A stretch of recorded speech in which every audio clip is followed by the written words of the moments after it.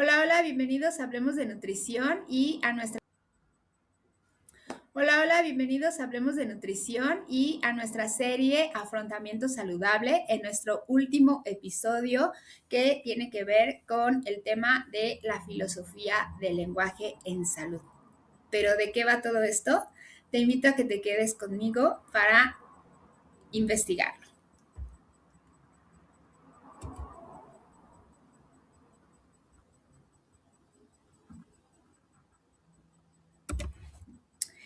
Y bueno, el día de hoy vamos a hablar sobre la filosofía del lenguaje y esta parte de la filosofía estudia la naturaleza del lenguaje, cómo se relaciona con la mente y con el mundo y cómo lo usamos para poder comunicar, construir realidades y darle sentido a todas nuestras experiencias. Y el primer término que vamos a deshebrar es el de comunicación. Y es que la comunicación es un proceso complejo que tiene como objetivo que nosotros expresemos nuestros deseos, nuestras emociones, las necesidades, nuestros puntos de vista de forma individual con otras personas. Este intercambio de esta información puede ser a través de muchas vías, mensajes verbales, no verbales, incluso por medio de la escritura. Y dentro de la comunicación, pues hay diversos componentes donde se encuentran, por ejemplo, la expresión facial, el lenguaje corporal, la forma de cómo transmitimos el mensaje y incluso también el tono de nuestra voz. La comunicación, entonces, es un fenómeno que ha sucedido desde los inicios de la humanidad, como por ejemplo en las pinturas rupestres, donde nos comunicábamos los humanos de unas aldeas con otras para saber qué estaba sucediendo o qué habíamos registrado como actividades diarias. Y bueno, pues este proceso ha sido súper clave para poder establecer las relaciones interpersonales. Pero la formación y la evolución de estas relaciones se ha vuelto un tanto compleja en torno a la comunicación con el paso del tiempo. La construcción de relaciones interpersonales sí depende en gran medida de la calidad de la comunicación que estamos utilizando y bueno, pues una buena comunicación puede propiciar tanto un ambiente armónico como una comunicación deficiente o agresiva puede conflictuar ese ambiente. Hay tres estilos de comunicación: la comunicación agresiva, la comunicación asertiva y la comunicación pasiva. Y vamos a ir deshebrando cada una de ellas. Dentro de la comunicación agresiva es un estilo que se va a caracterizar por expresar necesidades, opiniones y emociones de una forma confrontativa, que es poco respetuosa y que también es dominante sobre la otra persona. Es decir, imponemos nuestras ideas, expresamos nuestras emociones de forma muy confrontativa y poco respetuosa. Esta comunicación agresiva puede perjudicar las relaciones interpersonales, puede evitar la flexibilidad para poder llegar a acuerdos y va a disminuir la disposición de la otra persona para entablar comunicación de forma eficiente, incluso para que ya no haya comunicación o que se rompa la comunicación futura. En cambio, la comunicación pasiva habla sobre un rol pasivo que juega la persona receptora de los mensajes en la conversación. Es decir, que va a evitar expresar opiniones, deseos y necesidades de una forma directa y clara y se va a limitar solamente a escuchar al emisor. Esta comunicación pasiva va a propiciar con el tiempo un ambiente de angustia, de frustración o de incomodidad, ya que las opiniones no expresadas pueden ser detonantes futuras de conflicto en las conversaciones. Y por último, la comunicación asertiva es aquella que nos va a permitir expresarnos y defender de forma armónica y sobre todo respetuosa un punto de vista, nuestras opiniones, nuestras necesidades y nuestros deseos. Esta comunicación asertiva se caracteriza por expresarse de forma clara, congruente, directa y honesta. Y sí, sobre todo, respetuosa, lo que va a propiciar que el ambiente sea armónico mientras se expresa lo que se quiere decir. La comunicación asertiva no solo es un estilo de comunicación, también es una herramienta que nos va a permitir llegar a acuerdos, a poder expresar opiniones y a generar relaciones interpersonales que sean saludables y estables en el tiempo. Ahora vamos a ver lo que es la filosofía del lenguaje en la salud y tiene que ver mucho con los tipos de comunicación y cómo va desarrollándose ese proceso de comunicación. Y es que la filosofía del lenguaje va a abarcar cómo el lenguaje impacta en el bienestar de la persona que nos consulta y la efectividad de nuestra atención médica. También va a enfatizar la comunicación centrada en la persona y no en lo que está sucediendo alrededor, que sí tiene que ver, pero nos vamos a centrar en la persona y en las necesidades que tiene esa persona. También va a estar libre de estigmas, con términos claros y precisos, tanto en la comunicación interna de la persona o del consultante, como en la relación profesional que se establece entre la persona que atiende la salud y el consultante. Se trata entonces de entender que las palabras pues tienen un efecto directo en el pensamiento y las emociones y que una comunicación que es cuidadosa puede mejorar los resultados clínicos, la confianza, la adherencia al tratamiento y pues por supuesto el bienestar emocional del consultante para poder manejar su condición de salud. Vamos a ver entonces los aspectos claves de la filosofía del lenguaje en la salud. Y vamos a encontrar que dentro de estos aspectos está el lenguaje centrado en la persona, que es el que se va a enfocar justo en el individuo, en el consultante y no en su condición.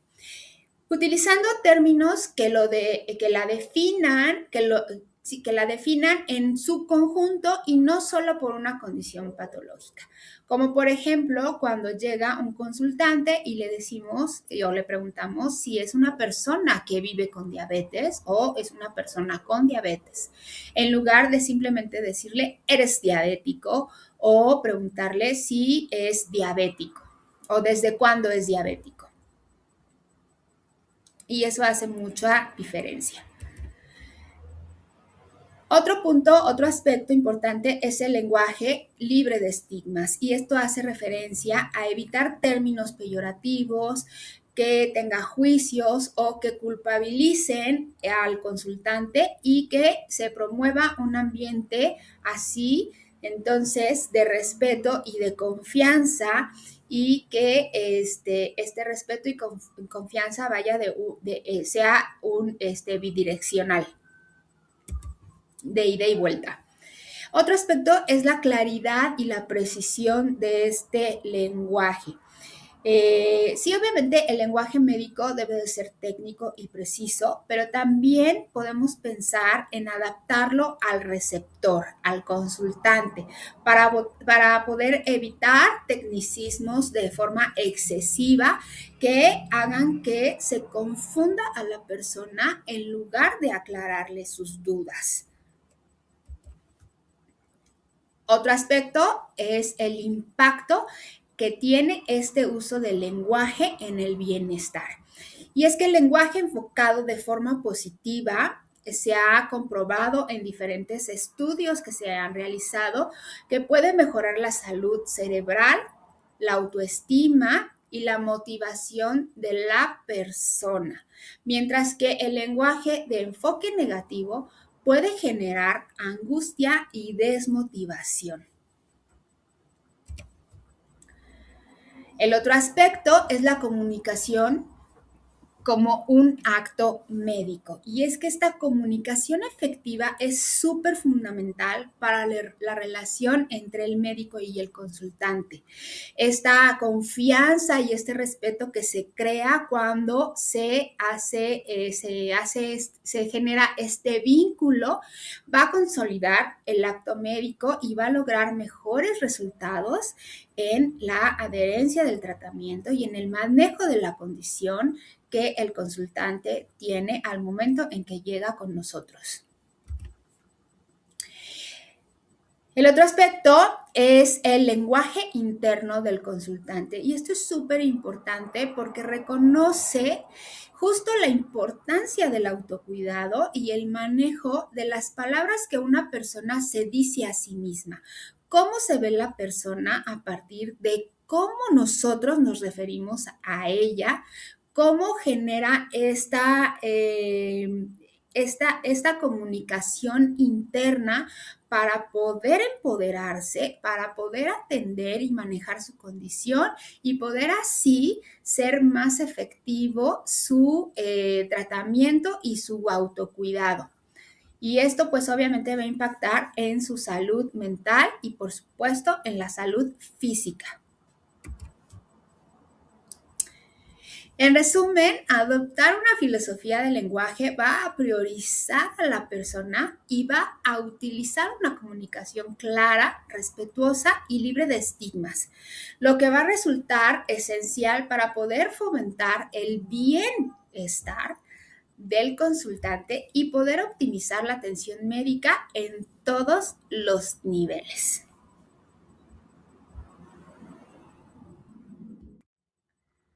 Pero ¿qué impacto tiene este tipo de lenguaje en la salud mental y la adherencia al tratamiento de una persona con diabetes? ¿Cómo podríamos reformular frases para ser más empáticos y precisos? Bueno, pues es importante recalcar que este uso del lenguaje va a promover el respeto y la inclusión de primera instancia. Y también va a mejorar la relación entre las personas. Y estamos hablando de los contextos médicos o de apoyo. Cómo se relaciona el personal de salud o de apoyo o de cuidado con las personas que tienen una condición de salud como la diabetes, la hipertensión, la obesidad. También va a priorizar la identidad y la dignidad de un individuo sobre cualquier condición, ya sea médica, de discapacidad o incluso cuando hay alguna etiqueta de algún tipo. Llámese la etiqueta que tenga la persona, va a priorizar la identidad y la dignidad de esa persona sobre cualquier tipo de condición. Y bueno, dentro de la filosofía del lenguaje se nos va a invitar entonces a ser conscientes de cómo construimos significados a partir de las palabras, ya que como te mencionaba al inicio de la masterclass, las palabras crean la realidad de incluso a personas y a partir de lo que nosotros les decimos o cómo se los decimos. Entonces, fíjate, vamos a ver que en lugar de decir que tienen una enfermedad, podemos decir mejor que tienen una condición, porque ellos pueden entender que tienen una condición de salud que requiere de su atención y de su autocuidado y entonces empoderarse para poder tomar los cuidados necesarios. También, en lugar de decir que son pacientes, podemos decir mejor que son consultantes. Esto centra la atención en que las personas tienen necesidad de aprender o desarrollar habilidades que tienen que ver con la condición de salud que ahora tienen y que pueden fortalecer, aprender y poner en práctica y llevarlas a la acción, más que a la victimización. Cuando nosotros decimos una persona saludable o normal, también estamos dejando fuera a las personas que tienen alguna condición de salud diferente, como en este caso las personas que viven con diabetes. Entonces, lo adecuado sería que nosotros nos refiramos a ellas como personas con diabetes, con hipertensión, con obesidad. ¿Sale? Cuando en lugar de decir que son personas obesas, ¿no? Podemos decir mejor que son personas con obesidad o que viven con obesidad. Y en lugar de decir personas que no cumplen con sus cuidados o con su tratamiento, podemos referirnos a esto cuando de forma adecuada, cuando decimos que no hemos logrado los resultados adecuados, pero esto nos invita a mejorar y poder alcanzar los resultados. Y cuando nosotros también decimos que tenemos o que se debe de llevar un control de la diabetes, estamos poniendo a la persona fuera o no la estamos poniendo al centro de la condición, sino que estamos diciendo que no está haciendo las cosas de forma adecuada.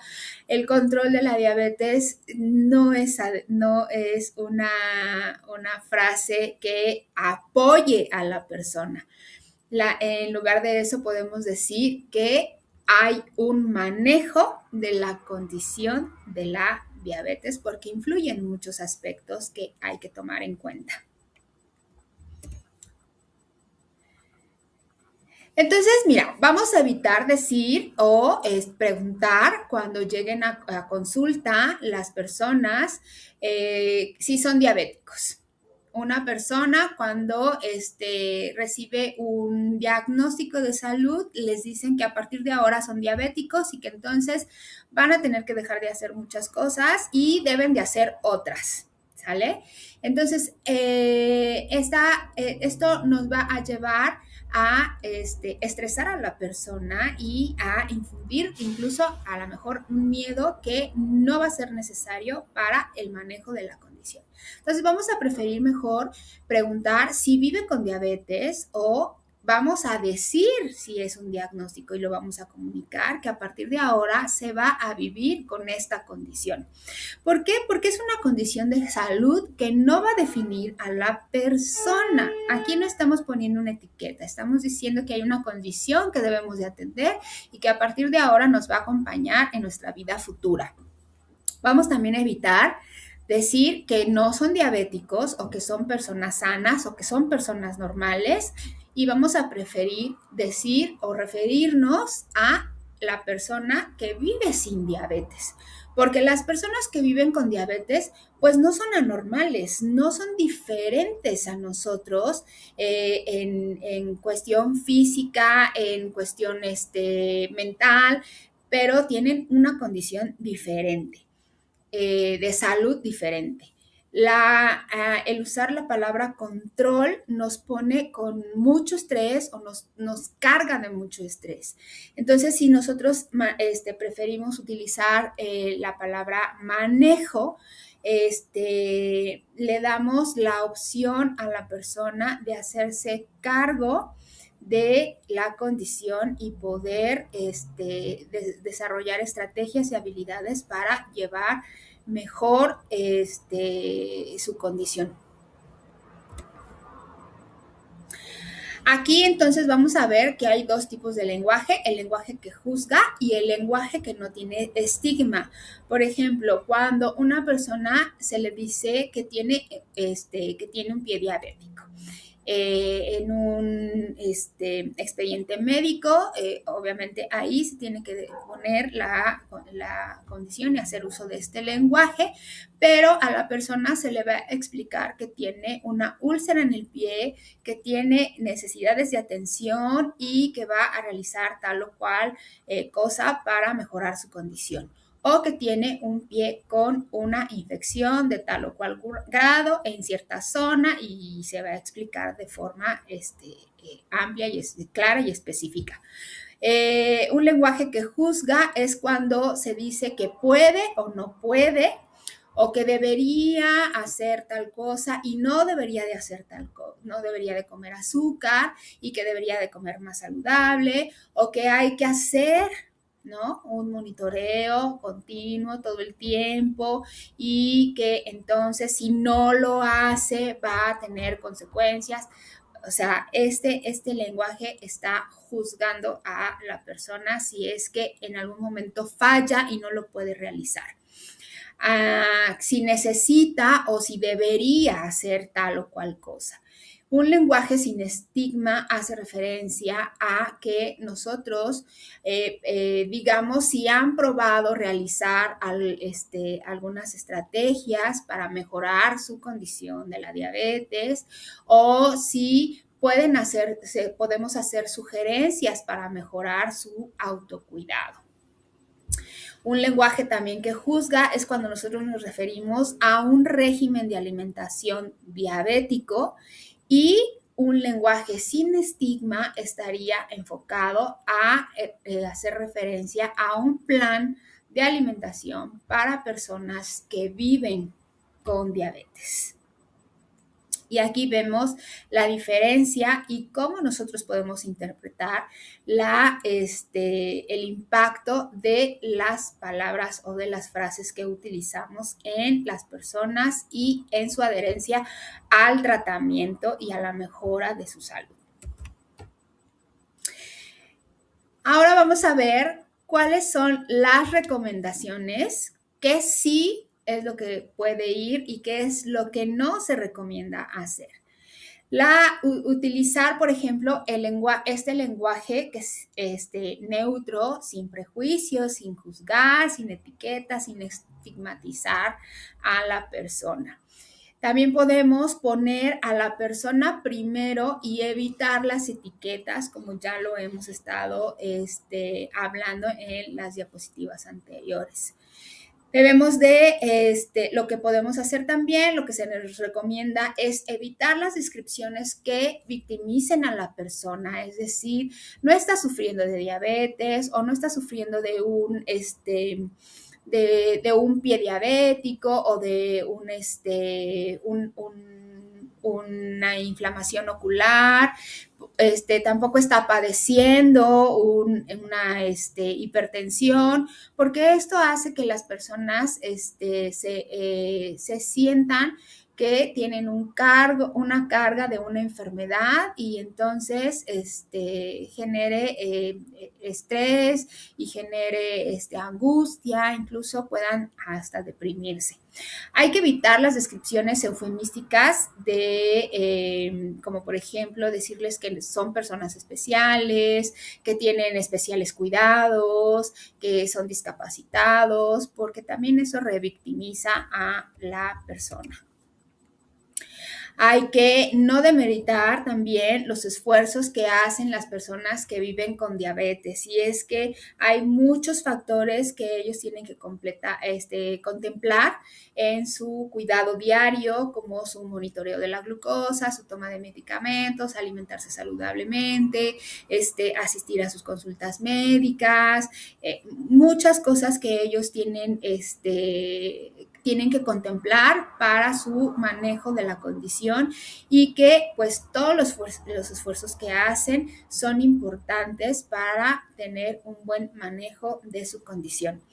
El lenguaje requiere de conciencia de muchas personas, de los familiares, obviamente la persona con el lenguaje interno, como ya lo habíamos dicho, de la persona que vive con diabetes, pero también de los familiares. ¿Cómo nos referimos nosotros como familiares a nuestra mamá, nuestro papá, nuestra abuelita, nuestra tía que vive con diabetes? Los cuidadores que nos hacen, que nos apoyan con los medicamentos o bañándolos o cuidándolos o llevándolos al doctor también. Es importante también el lenguaje la conciencia del lenguaje dentro de las empresas donde trabajan las personas que viven con diabetes y la oportunidad de su autocuidado dentro del trabajo. Los portavoces, es decir, nosotros que hablamos y escribimos de diabetes o sobre la diabetes, también debemos de tener esta conciencia de el lenguaje que se requiere para poder referirnos sin hacer esta estigmatización o revictimización de la condición. Y bueno, pues súper importante remarcar aquí que la salud emocional es parte del individuo, no está fuera de su tratamiento, de su toma de medicamentos, de su toma de glucosa o medición de glucosa, ni de tampoco de su alimentación. Todo esto es parte también de su salud emocional y de cómo él va a enfrentar y afrontar esta condición de salud y cómo se va a adherir al tratamiento a partir de esta imagen que se está creando en la parte emocional.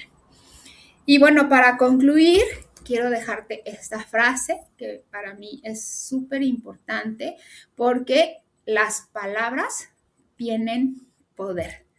¿Cómo las utilizas tú? ¿Para construir? ¿Para elevar? ¿Para empoderar? ¿O para destruir? Y esta es una reflexión que te dejo el día de hoy para que puedas asimilar toda esta información que estoy ofreciéndote y analices cómo te estás refiriendo a tu consultante, a tu familiar, a tu empleado, por ejemplo, a tu amigo, a tu esposo, a tu novio, a la persona que vive contigo en una condición de salud diferente a la tuya. Entonces, esta frase se queda aquí como final de nuestra serie de afrontamiento saludable. Yo te agradezco como siempre que hayas acompañado cada una de estas clases para poder vivir una vida más empática y respetuosa en una condición de salud como la diabetes.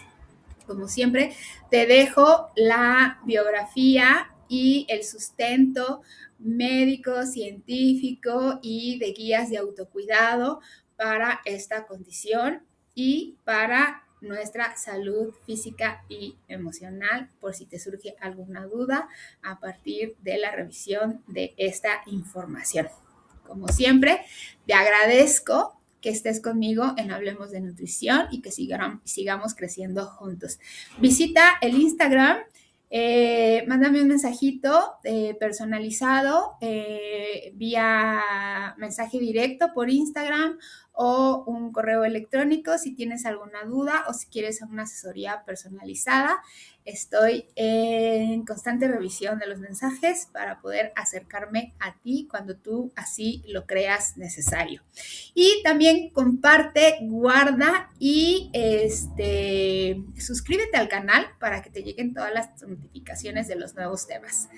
Gracias por este acompañamiento en este episodio de Hablemos de Nutrición. Hasta la próxima. Pero ¿qué impacto tiene este tipo de lenguaje en la salud mental?